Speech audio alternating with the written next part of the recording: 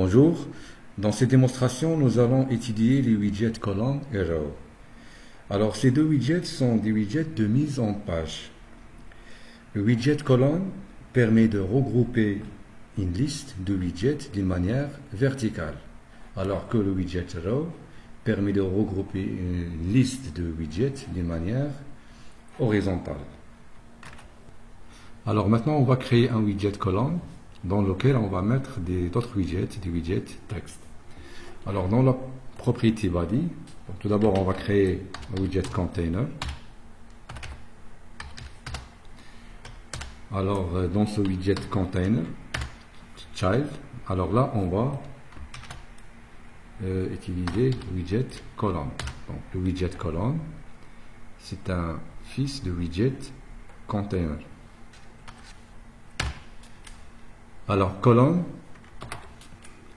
donc il possède un certain nombre de propriétés. Donc ici, nous avons children, c'est-à-dire une liste de widgets, ils n'ont pas un seul widget, comme le cas de container par exemple, qui peut avoir seulement un seul widget comme fils. Donc ici, widget colonne, on peut mettre une liste de widgets. Donc children, donc dans cette liste-là, on peut ajouter une liste de widgets. Donc, je vais ajouter des widgets texte. Donc, premier widget, virgule, deuxième widget, troisième widget. On va ajouter trois widgets, par exemple Laravel.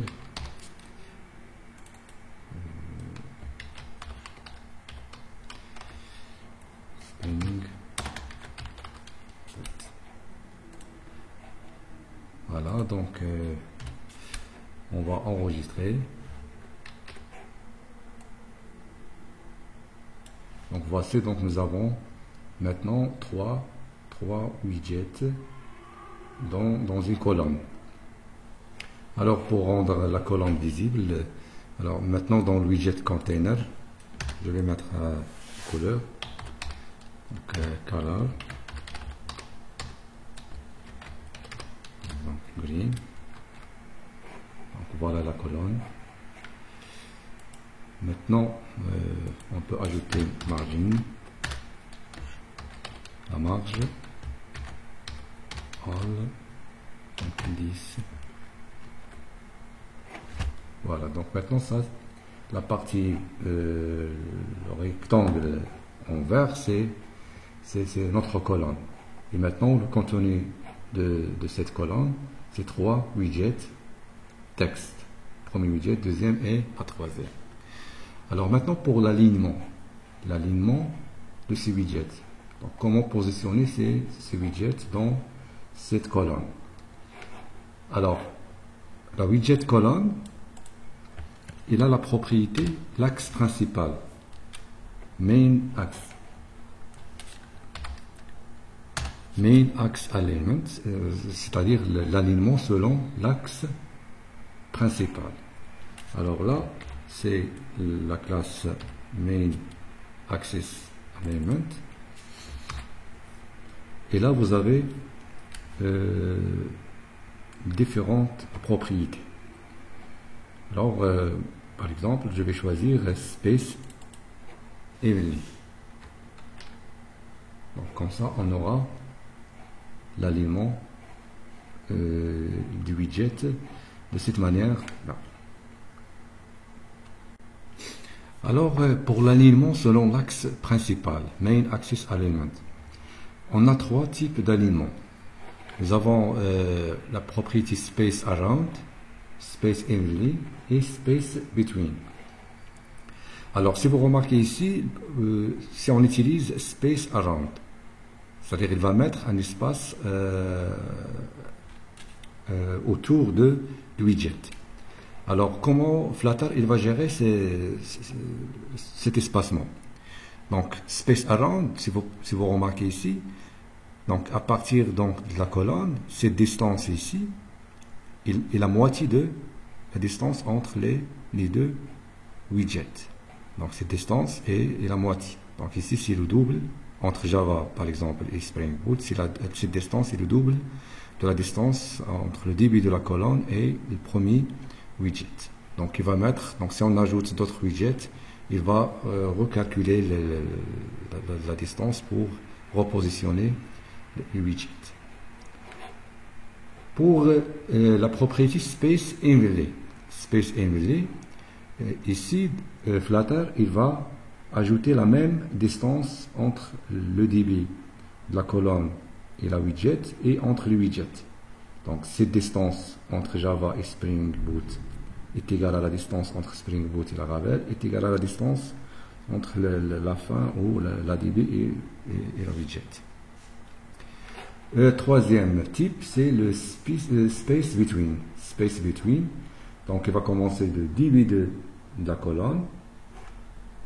Donc le premier widget et le dernier widget, et il va mettre un espace entre les différents widgets. Donc vous avez trois propriétés, donc, et chaque propriété il positionne les widgets d'une manière différente.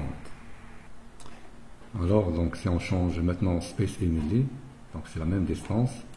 Si on change cette valeur avec par exemple Space Between,